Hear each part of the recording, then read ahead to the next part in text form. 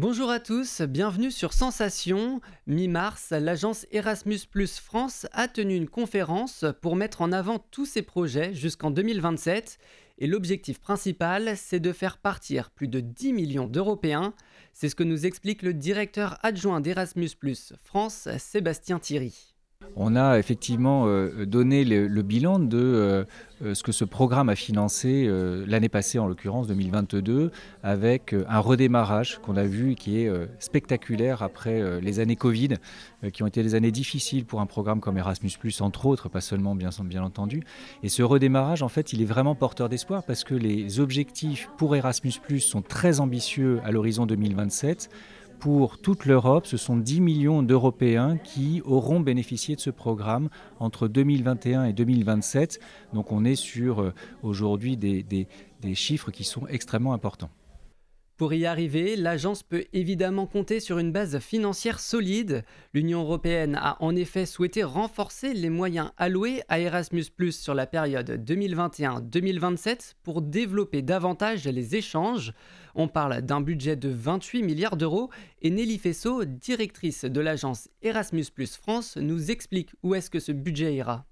Alors il va partir, donc, puisque le budget est effectivement passé pour la période 14-20 à la période 21-27, il a quasiment doublé puisqu'on est passé de 1,2 milliard à 2,2 milliards et il va partir pour financer les mobilités, les projets de coopération et de partenariat, donc entre à la fois l'enseignement supérieur qui représente à peu près 50%, on va dire la moitié de nos financements, et l'enseignement scolaire, la formation professionnelle, l'apprentissage, les lycées agricoles et bien sûr le monde des adultes. Avec plus de 136 000 mobilités Erasmus+ financées en 2022, la France reste le premier pays d'envoi d'étudiants à l'étranger devant l'Allemagne et l'Espagne. Une situation dont se réjouit Sébastien Thierry qui rappelle que ce n'est quand même pas une compétition. Il n'y a pas de question de fierté, on n'est pas en compétition avec d'autres pays sur un programme comme Erasmus+. La fierté, en fait, c'est qu'on est des jeunes, des enseignants, des personnels, des universités, des lycées, des écoles qui ont envie de découvrir d'autres pratiques, qui ont envie de s'immerger dans un autre contexte ailleurs en Europe et dans des pays qui sont parfois des pays un peu exotiques. On peut penser aux États baltes, on peut penser à la Roumanie, à la Bulgarie, qui est une forme d'exotisme évidemment. Mais c'est extrêmement important parce que derrière ces expériences-là, on a des compétences qui sont développées, on a un esprit qui s'ouvre à des nouveautés et on a généralement des parcours qui changent après ça. Partir en Erasmus, c'est la chance de pouvoir découvrir un tout nouveau pays, de découvrir une toute nouvelle culture, mais c'est aussi plein d'autres choses que nous dévoile Sébastien Thierry, le directeur adjoint d'Erasmus+. Alors quand on est étudiant, quand on est apprenti, quand on est lycéen, quand on est enseignant, c'est tous ces publics qui profitent d'Erasmus+. Et les bienfaits, en fait, ils sont d'abord au niveau personnel, parce qu'on a vraiment la devise d'Erasmus+, en fait, c'est ouvrir les esprits, enrichir les vies. Ouvrir les esprits, c'est vraiment ouvrir sur d'autres réalités, découvrir comment ça se passe ailleurs. On a eu pendant la conférence de presse des témoignages de jeunes qui avaient fait quelques semaines dans un système scolaire différent, que ce soit le système scolaire tchèque ou italien, et qui ont vraiment découvert des fonctionnements très différents. Et ça interroge. Donc c'est d'abord une expérience personnelle. Et puis c'est aussi évidemment une expérience professionnelle au sens où on acquiert des compétences. Au premier titre, les langues, la langue du pays dans lequel on effectue sa mobilité, mais aussi lorsque on part faire un stage par exemple, des compétences métiers sur des nouvelles façons de pratiquer tel geste professionnel ou tel apprentissage. Il est d'ailleurs rejoint par la présidente qui met l'accent, elle, sur l'aspect international de l'échange.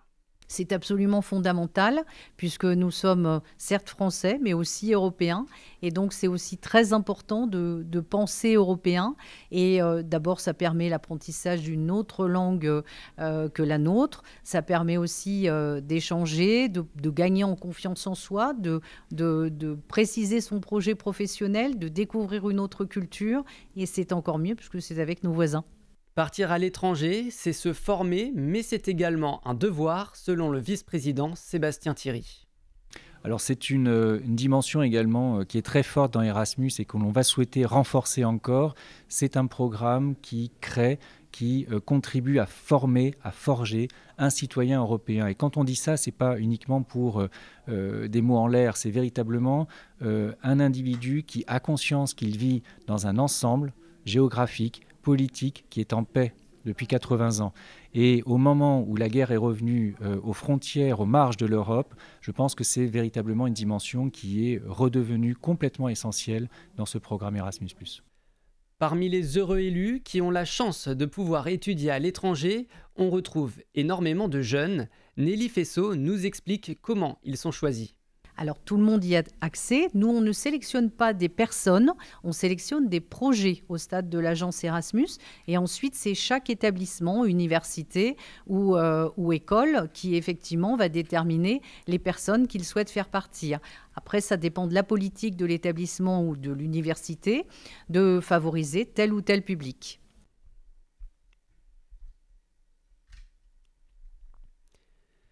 Et quand on pense à Erasmus, on pense évidemment à la jeunesse, aux étudiants, mais les adultes aussi ont leur place et peuvent y participer. Sur l'année 2022, plus de 2000 mobilités leur étaient destinées.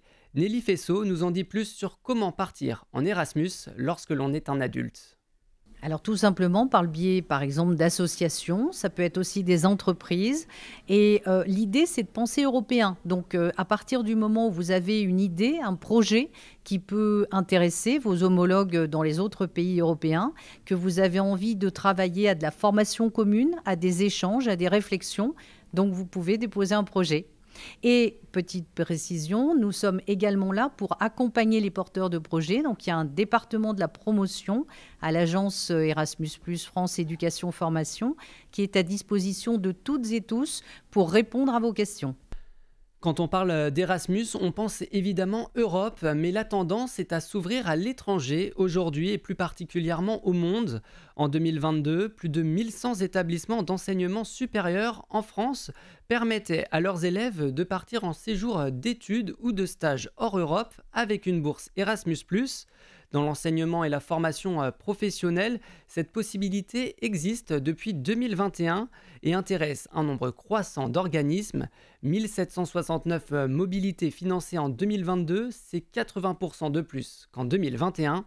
La directrice de l'agence Erasmus+ France, Nelly Faisseau, nous détaille comment partir encore plus loin que nos frontières européennes. Alors, pourquoi est-ce qu'on parle de l'Europe quand on parle d'Erasmus ? Parce que Erasmus est un projet européen. Il a été inventé donc par un fonctionnaire de la Commission européenne dans les années 80 et donc il est financé à 100% par la Commission européenne. Donc ce sont vraiment des fonds européens qui permettent Erasmus. Maintenant, effectivement, Erasmus, ce n'est pas que l'Europe, puisque 20% des crédits qui sont attribués aux établissements peuvent être attribués ou peuvent être, en tout cas, peuvent concerner des mobilités en dehors de l'Union européenne. Donc, c'est ce qu'on appelle les partenariats ou les mobilités internationales. Donc, ça permet comme ça d'aller aux États-Unis ou ailleurs.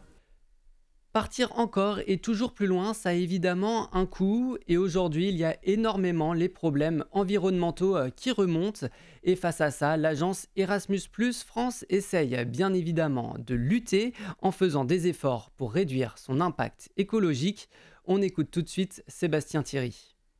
Alors Erasmus s'adapte de plusieurs façons. D'abord, là où auparavant on pouvait prendre l'avion de façon très simple, c'est encore le cas, peut-être qu'aujourd'hui il faut se poser la question si j'ai la possibilité de prendre le train, si j'ai la possibilité d'avoir une liaison par bus, si par exemple je peux faire du covoiturage, je préférerais cette possibilité. Et le programme accompagne ça avec un complément financier pour aider, notamment dans le cas du train, le coût est souvent plus élevé.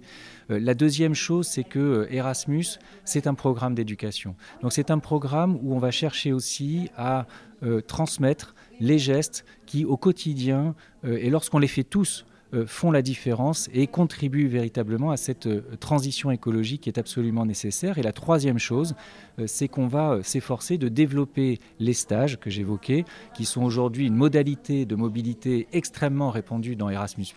On va s'efforcer de développer ces stages dans des lieux, dans des entreprises, dans des organisations qui elles-mêmes déjà ont une politique en matière de responsabilité sociétale et environnementale pour que, en stage, on puisse apprendre les bons gestes qui compteront ensuite.